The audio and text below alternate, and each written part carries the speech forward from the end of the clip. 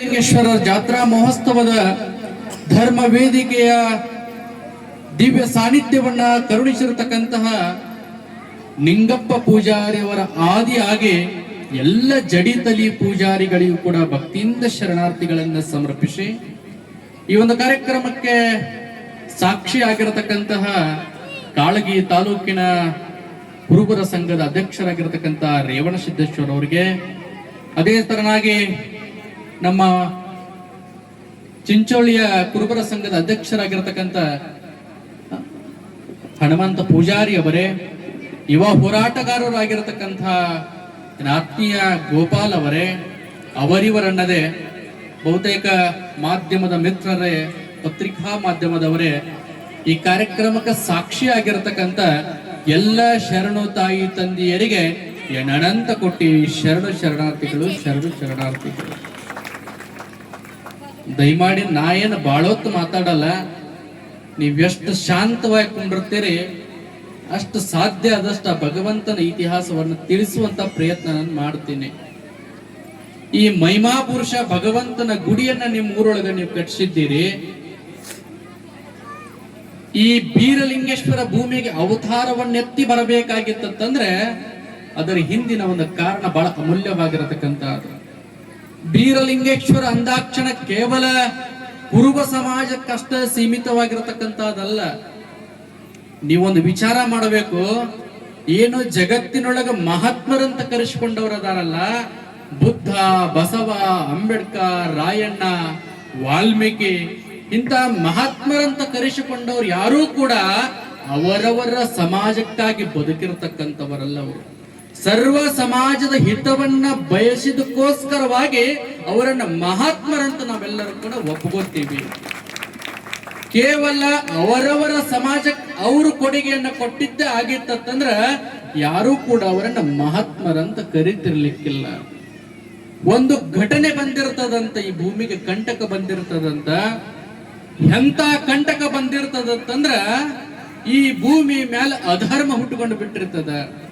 ಅಧರ್ಮ ಅಂದ್ರೆ ಏನಂತಂದ್ರ ಎಲ್ಲಿ ಪರೋಪಕಾರ ನಡೀತದ, ಎಲ್ಲಿ ದಾಸೋಹ ನಡೀತದ, ಎಲ್ಲಿ ಸೇವಾ ಅನ್ನುವಂತ ಭಾವ ನಡೀತದಲ್ಲ, ಅದನ್ನ ನಾಶ ಮಾಡಿ ಅಧರ್ಮವನ್ನ ಉಂಟು ಮಾಡ್ಲಿಕ್ಕತ್ತಿದ್ರಂತ. ಅಧರ್ಮ ಅನ್ನುವಂತ ಹೆಚ್ಚಾಗಿತ್ತು. ಜನರಿಗೆ ಪೀಡೆ ಕೊಡ್ಲಿಕ್ಕತ್ತಿದ್ರು, ಜನರಿಗೆ ಕಷ್ಟವನ್ನ ಕೊಡ್ಲಿಕ್ಕತ್ತಿದ್ರು. ಎಲ್ಲಿ ಹೋಮ ಹವನಗಳ ನಡೀತಾವೋ ಅದನ್ನ ನಾಶ ಮಾಡ್ಲಿಕ್ಕತ್ತಿದ್ರು. ಅಂತ ರಾಕ್ಷಸರುಗಳು ಈ ಭೂಮಿ ಮೇಲೆ ಹುಟ್ಟುಕೊಂಡು ಬಿಟ್ಟಿದ್ರಂತ. ರಾಕ್ಷಸರುಗಳಂತಂದ್ರೆ ಇತಿಹಾಸದೊಳಗೆ ಹೇಳ್ತದ, ಕ್ವಾಣೇಶ್ವರ ರಾಕ್ಷಸ ಅಂತಿದ್ದ. ಆ ಕ್ವಾಣೇಶ್ವರ ದೈತನ ರಾಕ್ಷಸನ ವಿವರಣೆಯನ್ನು ಬರೀತಾರ.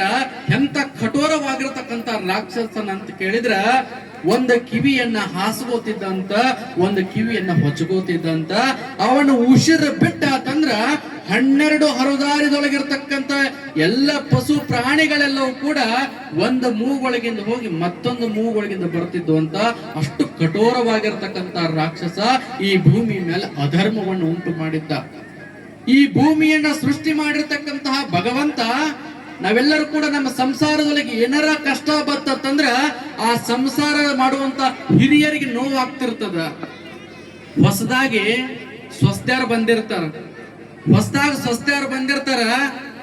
ವಯಸ್ಕರಾಗಿರತಕ್ಕಂತ ಅತ್ತಿ ಮಾವ ಅಂಗಳದಾಗ ಬಿದ್ದ ಕಾಳುಗಳನ್ನ ಐಸ್ಕೊತಿರ್ತಾರಂತ. ಅವಾಗ ಸೊಸಿ ಬಂದಾಕಂತಾಳ, ಎಷ್ಟು ಜಿಪ್ ಇರಬೇಕು ನನ್ನ ಮಾವ, ಎಷ್ಟು ಜಿಪ್ ಇರಬೇಕು ನನ್ನ ಅತ್ತಿ, ಅಂಗಳದಾಗ ಬಿದ್ದ ಕಾಳು ಜ್ವಾಕಿ ಮಾಡ್ಲಕ್ಕತ್ತಾರ ಅಂತ ಬಂದ ಸೊಸಿ ಅಂತಿರ್ತಾಳ. ಆ ಸಂಸಾರವನ್ನ ಕಟ್ಟಿರ್ತಕ್ಕಂತ ಮಗನಿಗೆ ಮದುವೆ ಮಾಡಬೇಕಾಗಿತ್ತಂದ್ರ ಅದನ್ನೇನು ರೋಮಾರೋಮವಾಗಿ ದುಡಿದಿರ್ತಾರಲ್ಲ, ಅದ್ರ ಕಷ್ಟ ಆ ತಂದೆ ತಾಯಿ ಗೊತ್ತಿರ್ತದ. ಆ ಬಿದ್ದ ಕಾಳು ಐಸ್ತಿರ್ತಾರಂತ. ಹಂಗ ಈ ಜಗತ್ತನ್ನುವಂತ ಒಂದು ಸಂಸಾರ ಇತ್ತು. ಈ ಜಗತ್ತನ್ನುವಂತ ಸಂಸಾರವನ್ನ ಕಟ್ಟಿರ್ತಕ್ಕಂಥವ್ರು ಇದ ಶಿವಪಾರ್ವತಿಯರು. ಈ ಶಿವಪಾರ್ವತಿಯರು ಕಾಳಜಿ ಇರ್ತದ. ಈ ಭೂಮಿ ಮೇಲೆ ಅಧರ್ಮ ಆಗ್ಲಿಕ್ಕತ್ತಿದತ್ತಂದ್ರ, ಈ ಭೂಮಿ ಮ್ಯಾಗ ತೊಂದರೆ ಆಗ್ಲಿಕ್ಕತ್ತಿದತ್ತಂದ್ರ ಆ ಪರಮಾತ್ಮನಿಗೂ ಕೂಡ ನೋವಾಗ್ತಿರ್ತದಂತ. ಅವಾಗ ಪರಮಾತ್ಮ ವಿಚಾರ ಮಾಡ್ತಾನ, ಈ ರಾಕ್ಷಸರುಗಳನ್ನ ಹಂಗ ಬಿಟ್ಟಿವತ್ತಂದ್ರ ಈ ಭೂಮಿ ಮೇಲೆ ಅಧರ್ಮ ಹೆಚ್ಚು ಮಾಡ್ತಾರ, ಧರ್ಮವನ್ನು ನಾಶ ಮಾಡ್ತಾರ. ನಾನು ಧರ್ಮ ಸ್ಥಾಪನೆ ಮಾಡಬೇಕಾಗಿತ್ತಂದ್ರ ಈ ಭೂಮಿಯ ಮೇಲೊಬ್ಬ ಭಗವಂತನನ್ನ ಸೃಷ್ಟಿ ಮಾಡಿ ಬಿಡಬೇಕು, ಆ ರಾಕ್ಷಸನನ್ನ ಸಂಹಾರ ಮಾಡಬೇಕಂತ ಪರಮಾತ್ಮ ವಿಚಾರ ಮಾಡ್ತಿರ್ತಾನಂತ. ಅಷ್ಟರ ಒಳಗಾಗಿ ಇನ್ನೊಂದು ಘಟನೆ ನಡೆದಿರ್ತದ. ಏನ ಘಟನೆ ಅಂತಂದ್ರ, ತಾಯಿ ಸೂರಮ್ಮ ದೇವಿ ಬಾಲ್ಯ ಬ್ರಹ್ಮದೇವರು ಇಬ್ರು ಗಂಡ ಹೆಂಡತಿಯರು ಇರ್ತಾರ.